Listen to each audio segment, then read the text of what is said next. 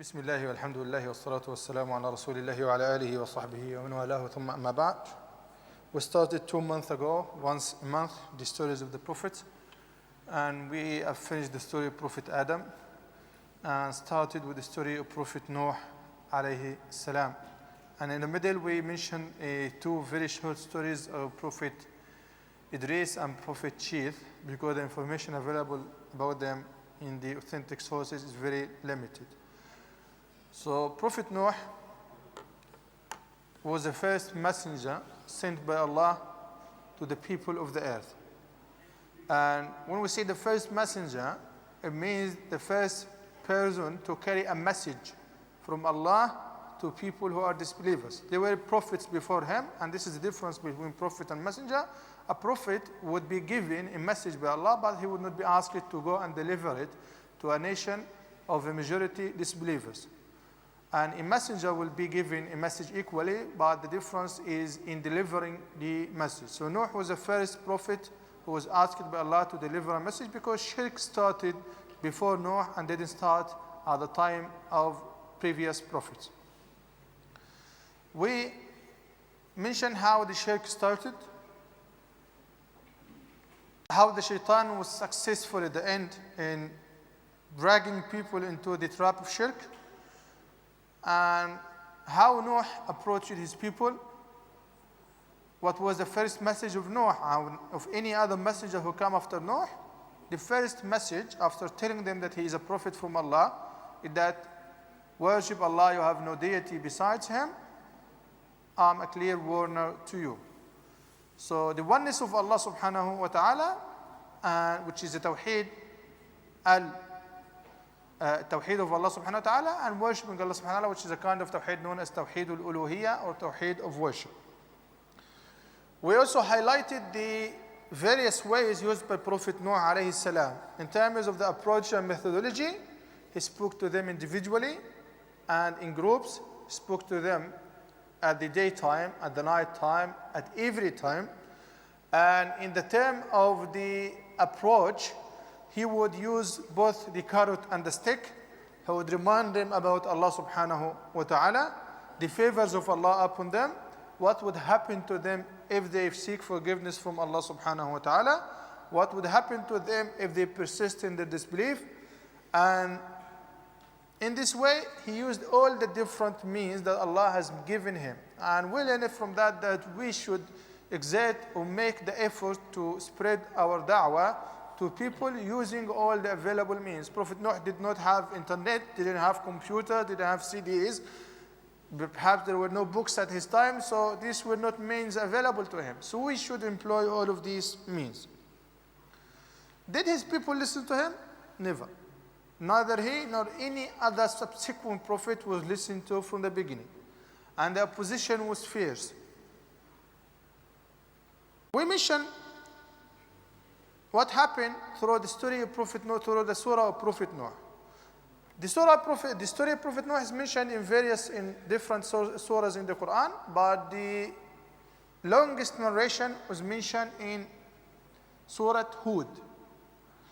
Surah Hud mentioned a lot of stories of the prophets. One of these is the story of Prophet Nuh.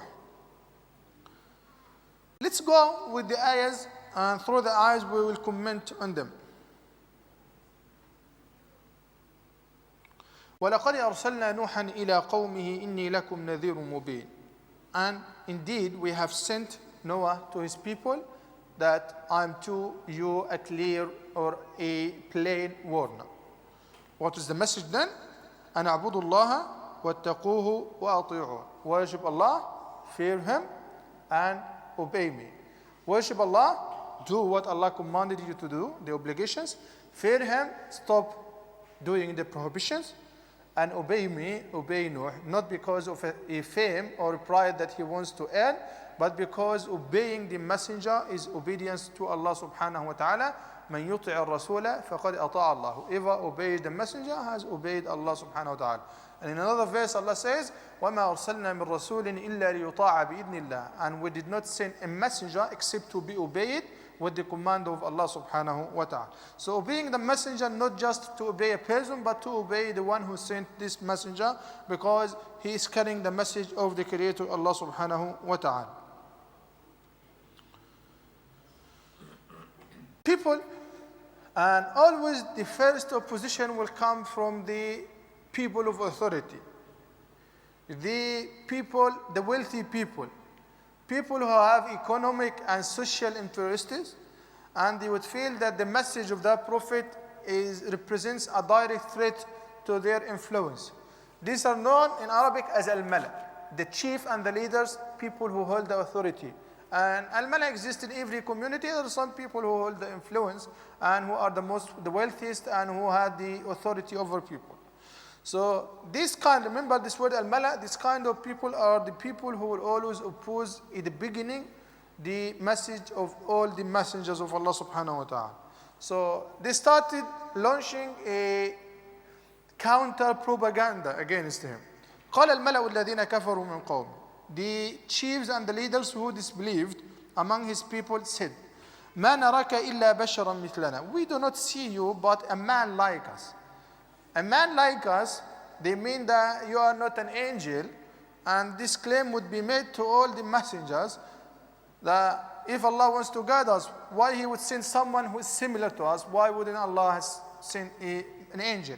Allah refuted this claim in the Quran. We spoke about this before. If you are angels, Allah would send you an angel. And if you are humans and Allah would send you an angel, you won't be able to see him. So Allah would send him in a human form, and then you will see him as a human like you, and the same problem will persist. But Allah would send a human being like you. So when he does the difficult thing that Allah has asked him to do, then you cannot claim that he is a man who is superior to us. No, he is a man, a human like you. And the fact that he was able to fulfill the commandments of Allah means that you would be able to do this. Allah will not charge you beyond your ability. If Allah sends an angel, he says, yeah, the angel is ma'soom, he is infallible, and he does not have desires, so we cannot do like him because he's got superpowers that we don't have. No, I would send you a human being like you. And this is the message that every prophet will affirm to his people. So the first objection was, you are a man like us. The second objection was, وَمَا نَرَكَ اتَّبَعَكَ إِلَّا الَّذِينَ هُمْ أَرَاذِلُنَا بَادِيَ الرَّأْيِ. And we see you followed by no one except by those who are the lowest of us, the low class among us. بَادِيَ الرَّأْيِ, at first suggested. They didn't even think when you told them about your message. They are the lowest, the slaves and the weak and the oppressed and the poor. They followed you as soon as you told them. So these people, they don't have mind to think. So the second objection again was that you are followed by the lowest and the meanest amongst us, who even followed you without thinking. Actually, what they are accusing these people of is a matter of pride that they should be proud of. Usually, when you are presented with something that is dubious or suspicious, you have to think about it. But when you are presented with the truth, you have to immediately accept it.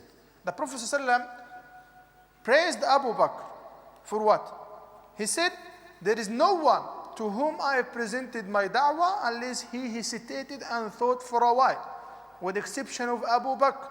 As soon as I gave him the message, he accepted it immediately.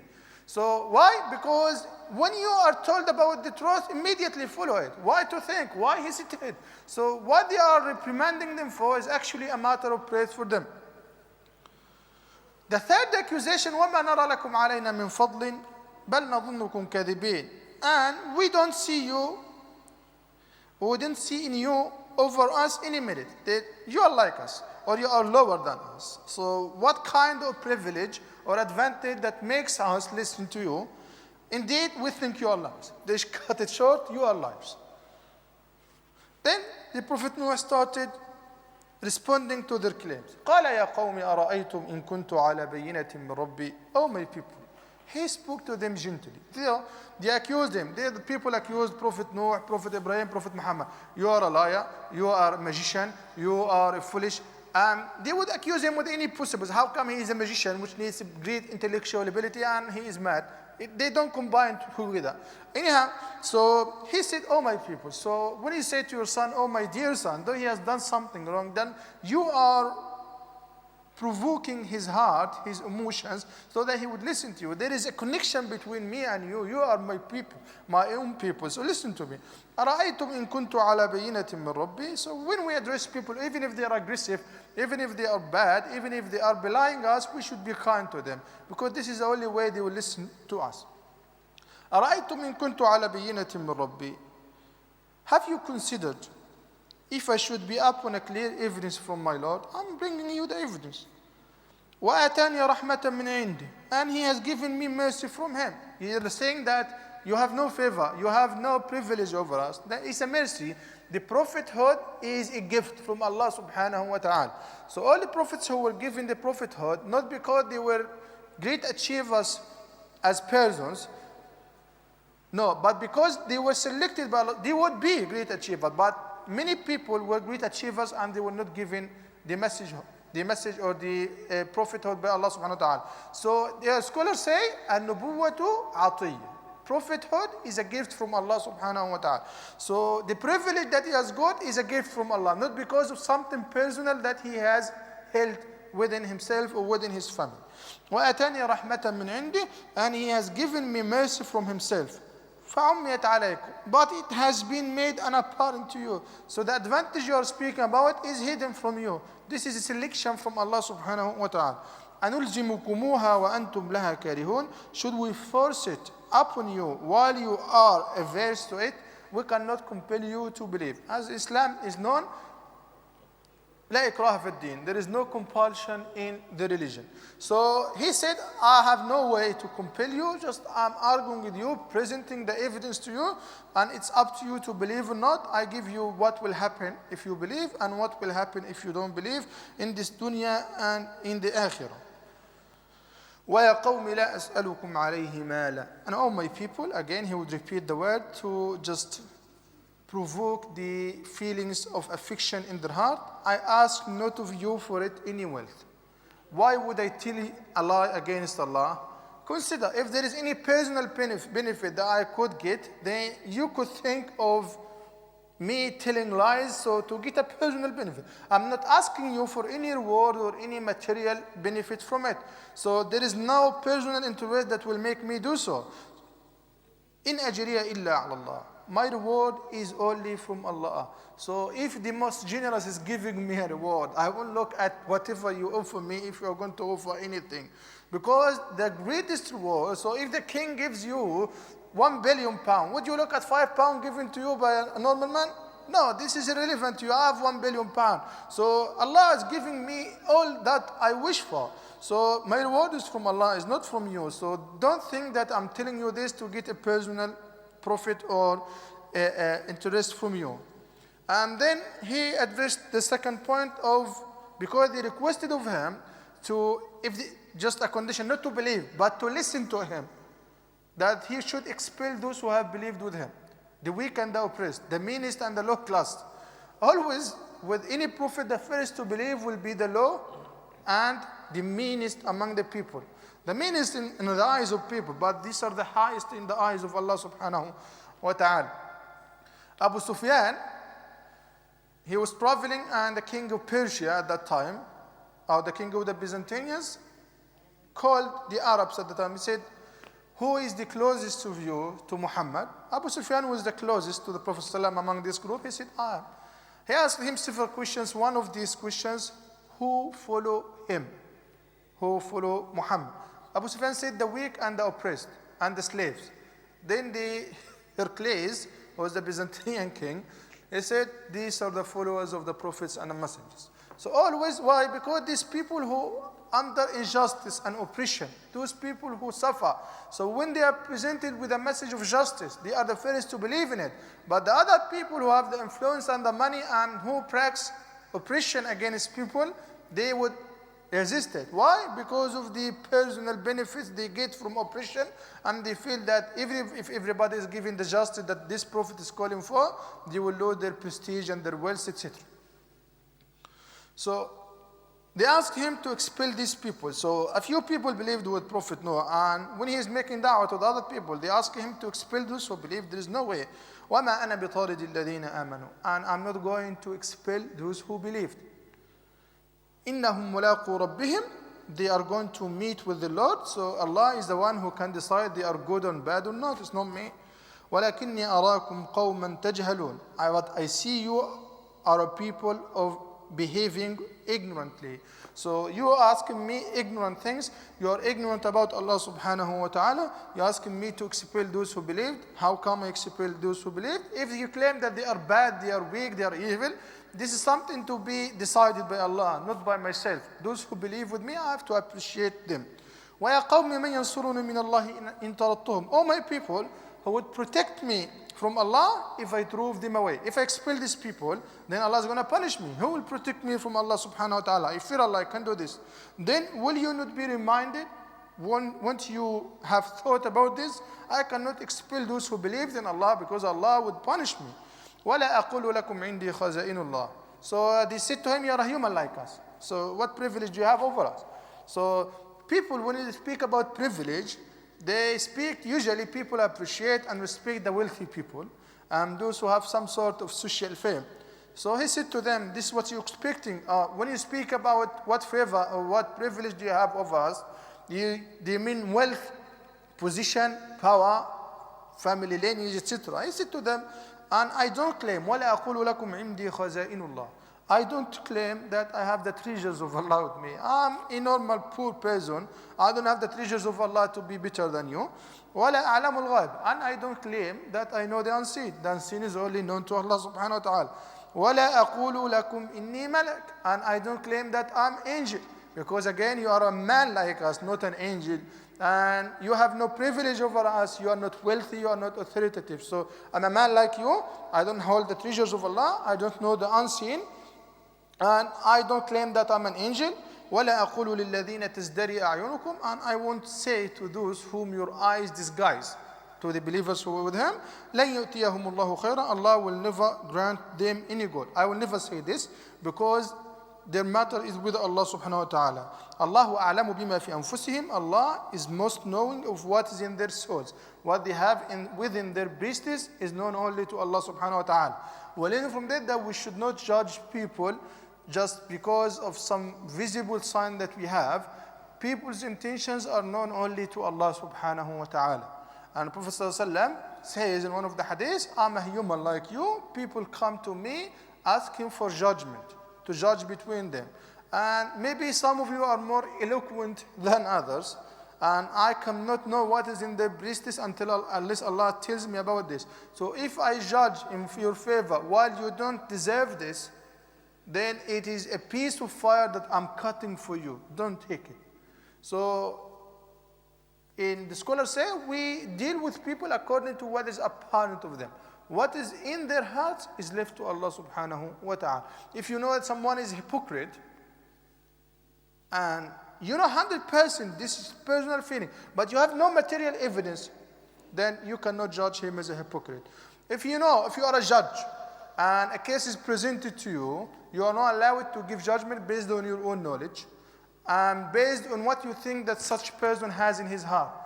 Material evidence given to you, you judge according to it. No material evidence, then you stop at where Allah made you stop. The inside, the ghaib, inside the people's hearts is known only to Allah subhanahu wa ta'ala.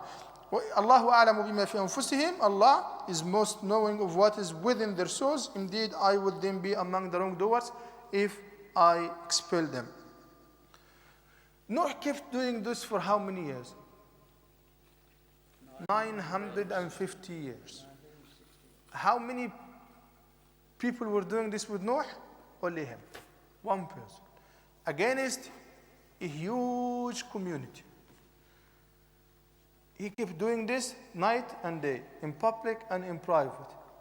And speaking to them in different ways, reminding them about Allah subhanahu wa ta'ala. We told last month how would they listen to him. So they would put their fingers in their ears and they would cover their faces with their clothes. We're not going to listen to you. Don't try. We're not even listening to you. After 950 years, he did not give up. They gave up. He did not lose. They lost. Why? Usually, when we have some sort of business or any project, whether financial or not, we evaluate it according to the results coming from it. If it's good, we continue. If it's bad, we stop it. What if our project gives reverse effects? Nuh says in Surah Nuh, وإني كلما دعوتهم لتغفر لهم جعلوا أصابعهم في آذانهم واستغشوا ثيابهم وأصروا واستكبروا استكبارا. And every time I called them so that you would forgive them, they put their fingers in their ears and they cover their faces with their clothes, and they will insist and persist immensely. And the more he makes da'wah, the more they reject him. So it's not only accepting or a little bit of positive results coming, no, but is the other way around. So if we are in this position, if you go speak to someone and he puts his on, just you keep 1 minute and then you leave him and go. No, he kept doing this for 950 years. And he never gave up, but they gave up. So after 950 years, they said, يا نوح قد جادلتنا فأكثرت جدالنا فأتنا بما تعدنا إن كنت من الصادقين. They said, oh Noah, you have disputed us. And you have been frequent in your dispute to us. So we are fed up with you. That is mean. So bring us what you threaten us with. The punishment. Because he threatened them that if they don't believe, Allah will punish them. If you should be of the truthful. If you are true, then bring us the punishment. This is again stupid, because if someone is calling you for guidance, say, okay, make dua to your Lord that he would guide us if you are telling the truth. No, they say, let your Lord punish us, destroy us if you are truthful. So this shouldn't be the case. If I'm telling you about something, okay, you're telling me that your Lord is the one who guides, make him guide us. This should be the normal demand. But let your Lord demolish us, destroy us. قال إنما يأتيكم به الله إن شاء وما أنتم بمعجزين. He said, Allah will only bring it, the punishment, to you when He wills, and you will not cause Him failure. You will not defeat Allah subhanahu wa ta'ala. So it's not me who brings the punishment, it's Allah, and it will come only when Allah decides. ولا ينفعكم نصحي إن أردت أن أنصح لكم إن كان الله يريد أن يغويكم هو ربكم وإليه ترجعون. My advice will not benefit you, although I wish to advise you, if Allah should intend to put you in error. If Allah wants to misguide you, whatever I do, if I do it for thousands of years, Allah is not going to guide you. Allah told the Prophet Muhammad sallallahu in the Quran, إِنَّكَ لَا تَهْدِي مَنْ أَحْبَبْتَ وَلَكِنَّ اللَّهَ يَهْدِي مَنْ يَشَاءُ. The Prophet was very keen on guiding his uncle Abu Talib. But Allah did not decide that Abu Talib would be guided. So the Prophet Allah told the Prophet ﷺ in the Quran clearly, إِنَّكَ لَا تَهْدِي مَنْ أَحْبَبْتَ. You don't guide whom you like. وَلَكِنَّ اللَّهَ يَهْدِي مَنْ يَشَاءُ. But Allah guides whomever He wants. So it's not the Prophet who guides. Though in other verses of the Quran, Allah says to the Prophet ﷺ, وَإِنَّكَ لَتَهْدِي إِلَى صِرَاطٍ مُسْتَقِيمٍ. And you guide to a straight path. Then some people say there's a contradiction in the Quran. The Quran tells the Prophet, you guide to a straight path. And in another verse, he says to him, you don't guide whom you like. So which of this is true?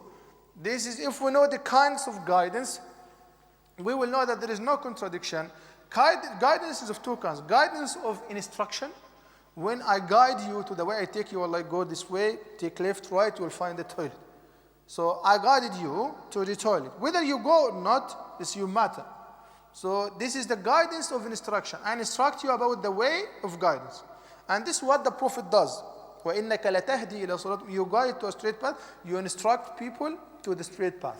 In other words, the guidance of support, hidayatul ma'una, is the one that's given only by Allah subhanahu wa ta'ala. It is a matter of the heart. Whether you tune your heart to guidance or not, belongs only with Allah subhanahu wa ta'ala. And that's why the Prophet cannot guide people in terms of tuning their heart to the faith. However, he can guide them by telling them about the true path.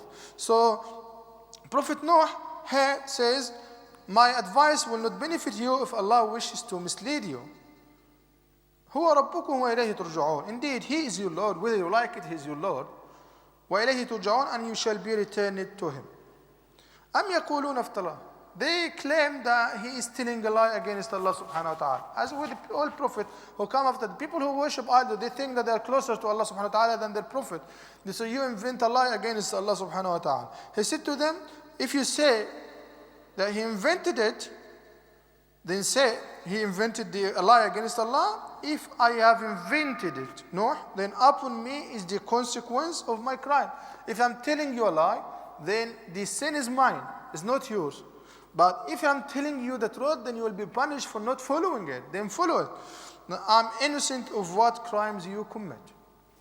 So they didn't listen, and they not only rejected his faith and put their fingers in their ears and covered their faces, they started to mislead the weak and the oppressed among his people. So he had a few people who have believed with him.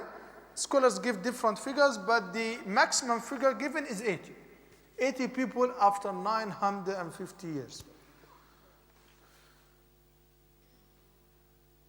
They started to put people through trials, torturing them, misleading them, putting financial and social pressures upon them. So Nuh felt that if they continue like this, they will take the believers away by force from the way of Allah subhanahu wa ta'ala. In addition, Allah told Nuh that nobody will believe of your people except those who have already believed. So Allah said to Nuh, and it was revealed to Noah that no one will believe from your people except those who have already believed. وَأُوحِيَ إِلَى نُوحٍ أَنَّهُ لَن يُؤْمِنَ مِنْ قَوْمِكَ إِلَّا مَنْ قَدْ آمَنَ فَلَا تَبْتَئِسْ بِمَا كَانُوا يَعْمَلُونَ. So do not be distressed by what they have been doing. So it's sealed. No single person is going to believe, but they are misleading those who have already believed. So only then Nuh made dua to Allah subhanahu wa ta'ala against them. They've lost. They have given up after 950 years. They were many, and he did not give up until Allah told him that nobody is going to believe, and he saw with his own eye that they are going to mislead those who have already believed. Nuh made dua to Allah subhanahu wa ta'ala. وَقَالَ نُوحٌ رَبِّ لَا تَذَرَ عَلَى الْأَرْضِ مِنَ الْكَافِرِينَ دَيَّارًا. Oh Allah, don't leave any single soul of the disbelievers on the face of earth. Why? إِنَّكَ إِن تَذَرْهُمْ يُضِلُّوا عِبَادَكَ وَلَا يَلِدُوا إِلَّا فَاجِرًا كَفَّارًا.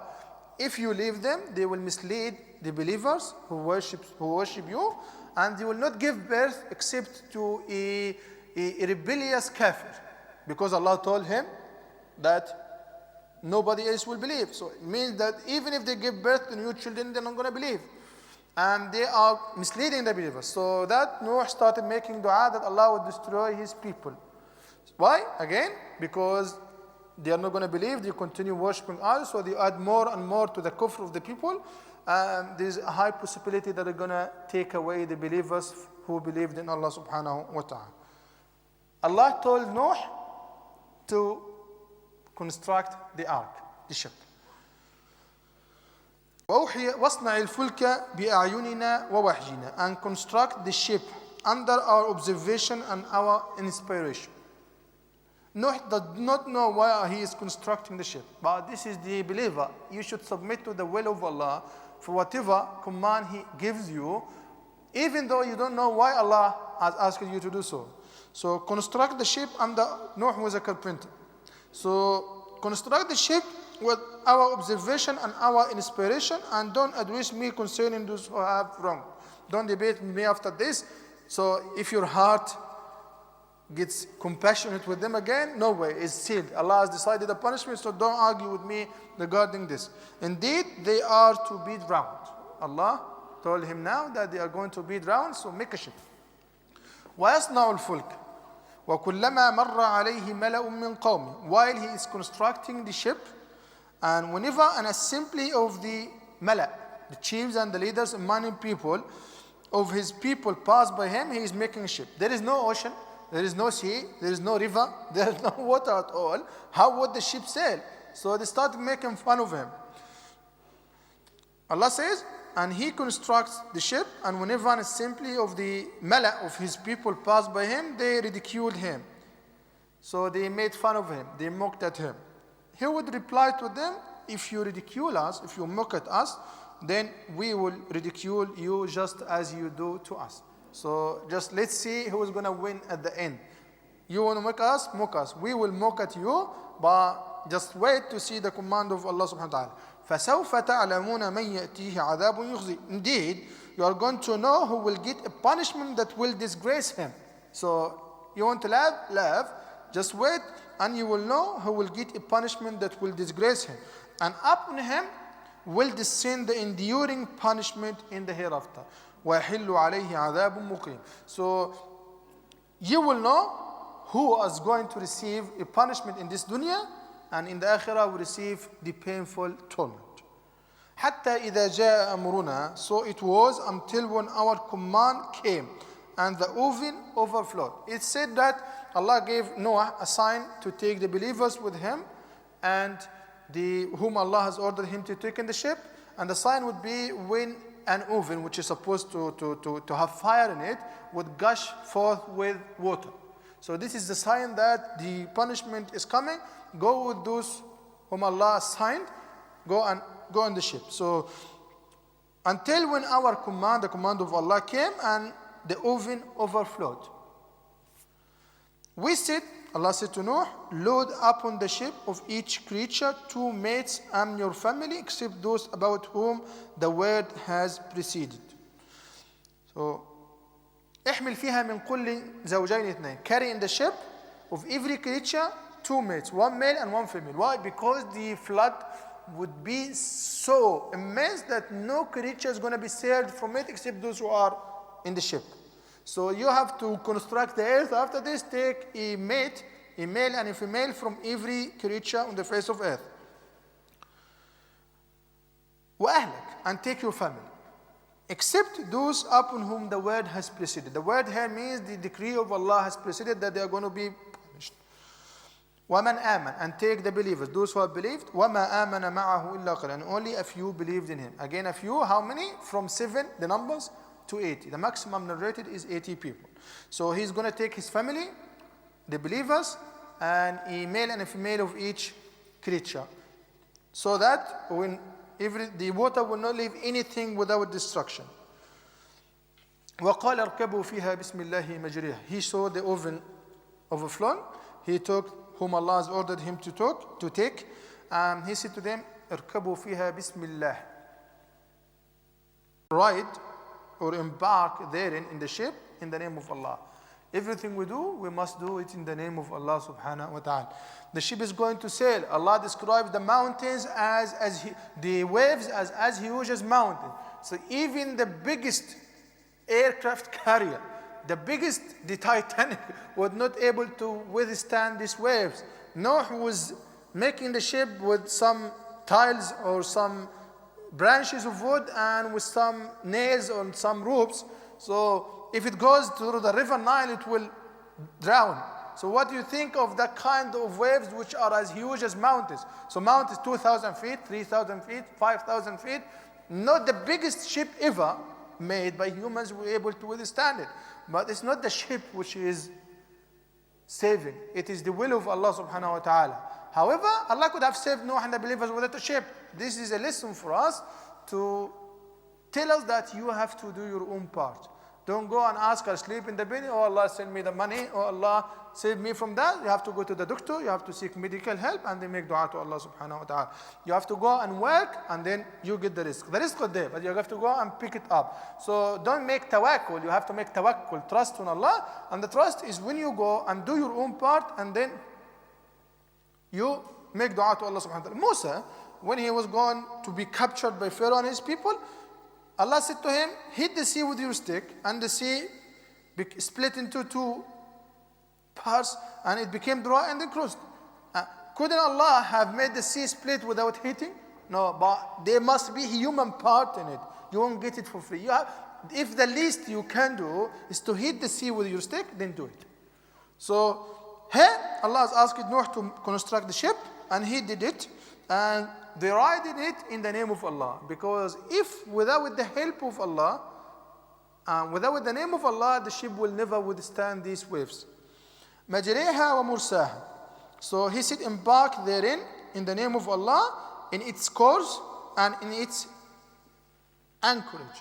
When it runs and when it stops, we do this in the name of Allah. So the name of Allah is important. We must start everything in our life in the name of Allah. Prophet ﷺ says, كل عمل ذي بال لا يبدأ فيه ببسم الله فهو عمل أبتر. Every important act that does not start in the name of Allah is cut off. Cut off from what? Cut off from the blessings, cut off from the goodness of Allah and the help and the support of Allah subhanahu wa ta'ala. When you start an act with the name of Allah, then you do your part and Allah will help you.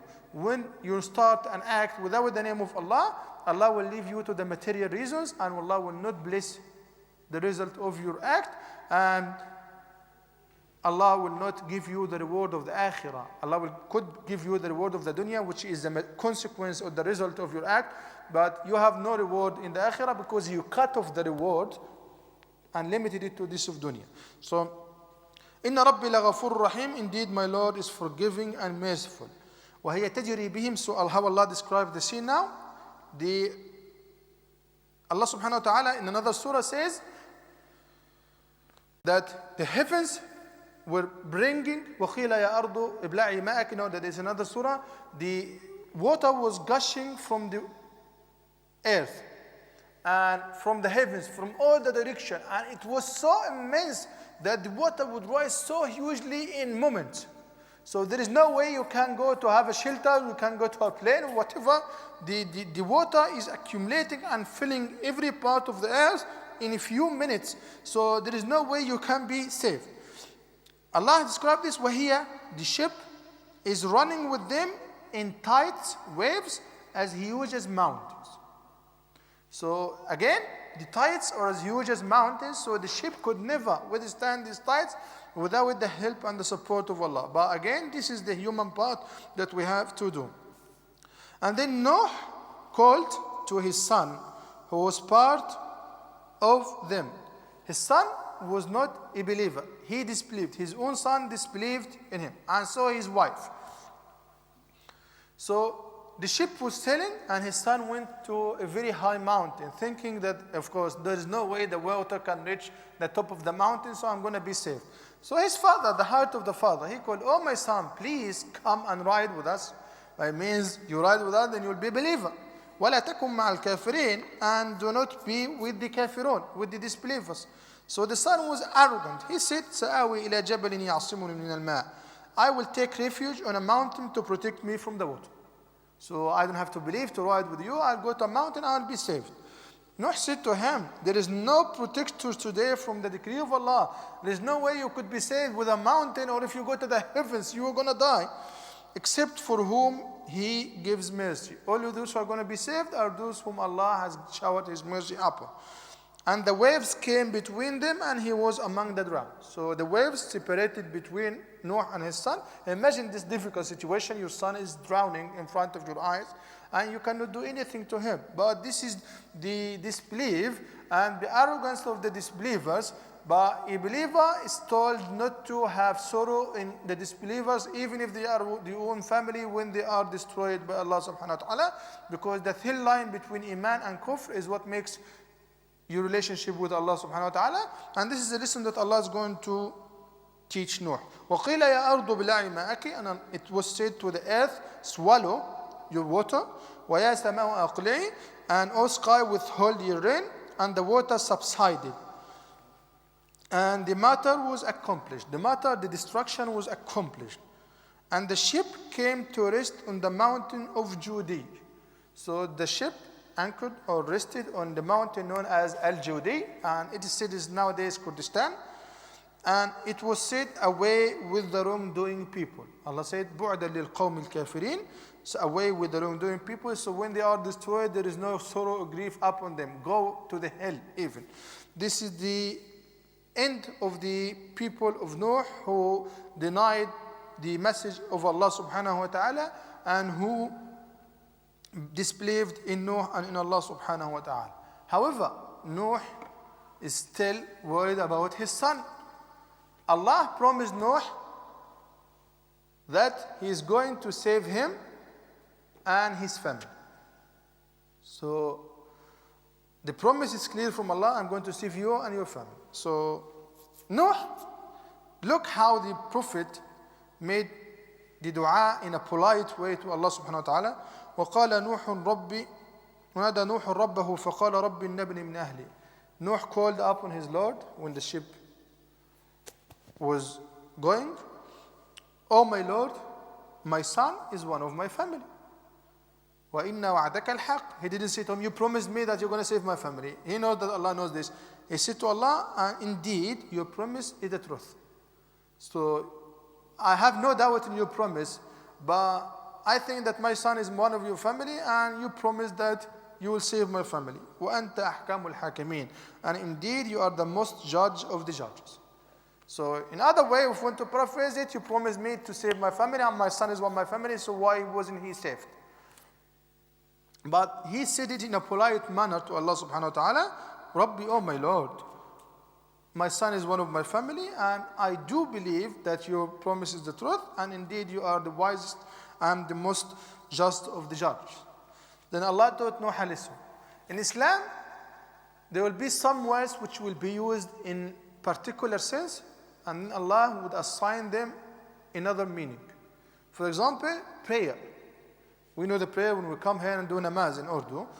But before Islam, it was known as dua. When you go and make dua to Allah subhanahu wa ta'ala, this is the meaning of prayer. And so many things. Fasting in Arabic means abstention. When you abstain from doing anything, then you're fasting.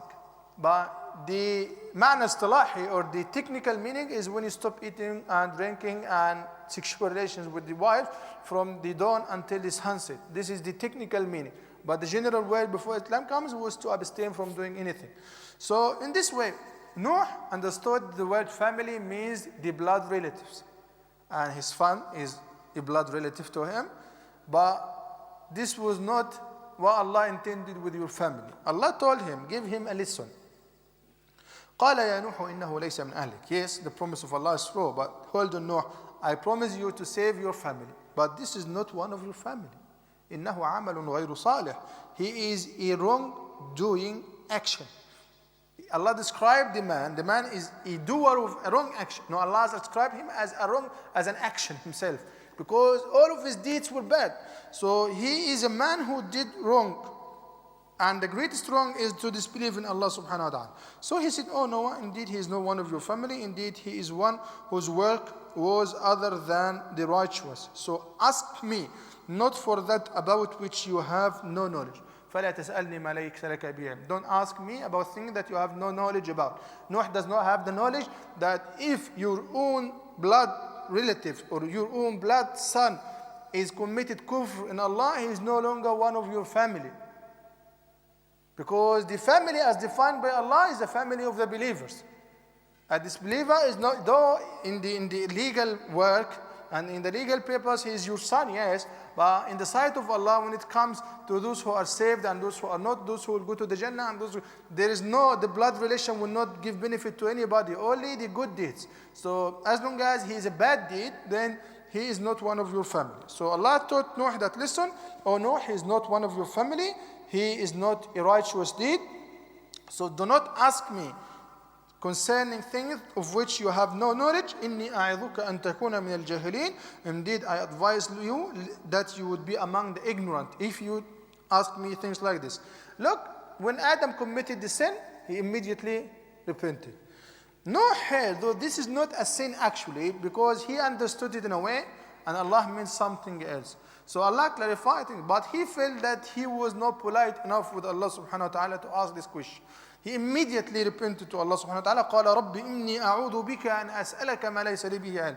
This is how a believer should always be. We should make always istighfar to Allah subhanahu wa ta'ala. In this story, and in the following story, in every story, each prophet would tell his people, if you seek forgiveness from Allah, Allah would give you this. Allah would give you the rain that you want for your agriculture and your water. Allah would give you the strength. Allah would give you the children. Allah would give you the power. And Allah would increase your strength if you are already strong.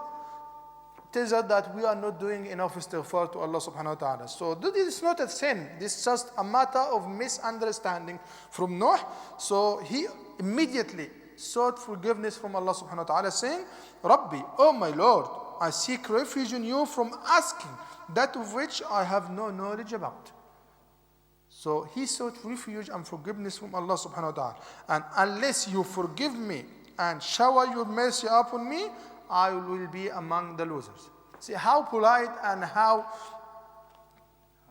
humble the dua of the Prophet is, though he did not commit a sin, just a matter. I said, oh, he could have said, oh Allah, sorry, I misunderstood it, that's all.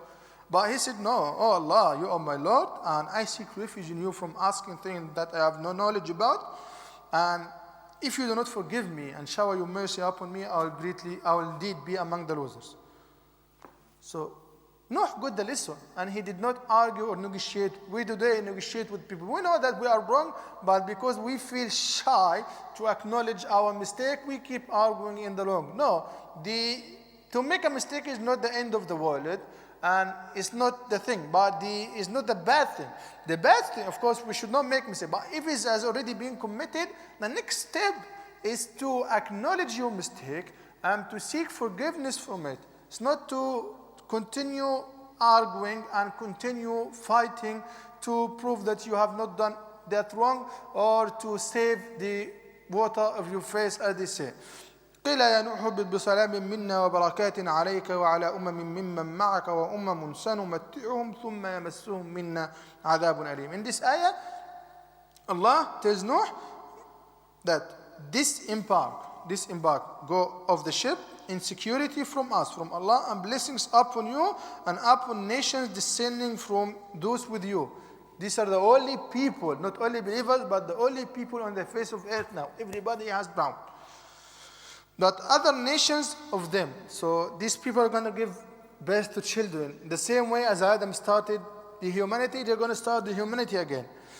There will come from them nations which will be believers. Allah would send blessings upon them, and other nations who will be disbelievers. So again, Allah said, with blessings upon you and upon nations descending from those with you, but other nations of them we will grant enjoyment. Then there will touch them from us a painful punishment. A universal law set by Allah subhanahu wa ta'ala at the time of Prophet Nuh alayhi salam.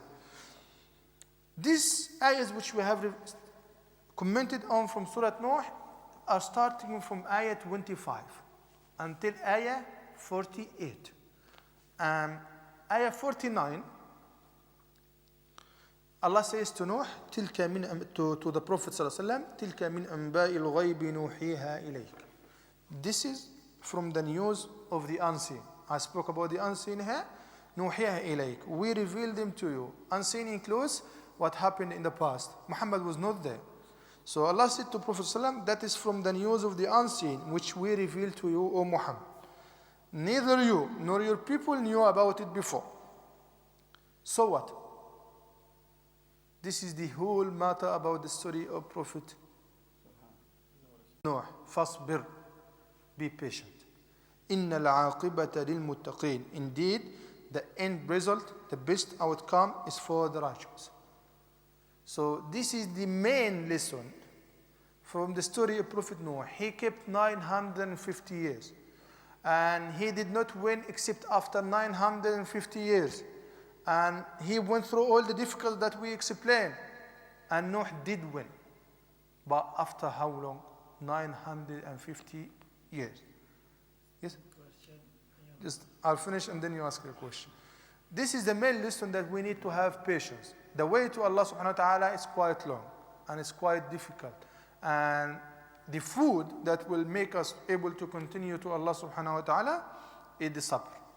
And if we don't have the sabr, we will fall in the middle of the way. If Noah has given up from the beginning, Allah would not have given him the victory. So we must have sabr at all time. Allah subhanahu wa ta'ala says, وَبَشِّرِ الصَّابِرِينَ, and give glad tidings to those who have sabr, who have patience. And this is the end of the story of Prophet Nuh alayhi salam. Inshallah, we start with the story of prophethood from next month, inshallah. Yes, Muhammad. Question is that, after he was very old, 950 years, and how he made the big ship, and is there anywhere mentioned? Or? No, there is nothing but Allah has made him the ship. If Allah made the ship sail, then even if he cannot move from the bed, Allah would give him the ability. But the fact that 950 years, people lived for more than 1,000 years, it doesn't mean that he was too old to construct the ship. It could be the youth age at their time. So, and Allah subhanahu wa ta'ala has managed him to make all of the da'wah, which is more hard than constructing the ship. So he must have been strong enough to do the ship, and he should have sought help from other people as well.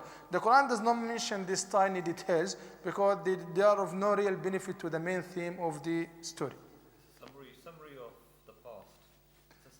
Yeah, the whole thing about the past is to take lessons. History is the store of lessons.